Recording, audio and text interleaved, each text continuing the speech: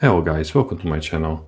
In this video I will show you how to adjust the display brightness on the Canon M50. So first press the menu button and go to the setup tab with range icon. Then go to page 2 and select display brightness. Now you will see the brightness adjustment screen.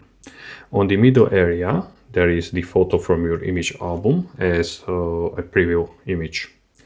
On the right side, there is a grayscale reference that shows how the display will shift between darker and brighter tones as you change the brightness level. And on the bottom, there is brightness scale from 1 to 7. You can adjust the brightness either by tapping the sun icons or selecting a specific level from 1 to 7 directly, or using the D-pad directional buttons to move between the levels. If you are shooting outdoors in bright sunlight, increasing the brightness can help you see the screen better. Indoors, you can lower it to make the display more comfortable and save a bit of battery.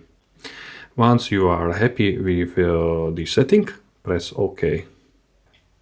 And that's all. If you like this video, give it a thumbs up, and for more videos like this, consider subscribing. Bye.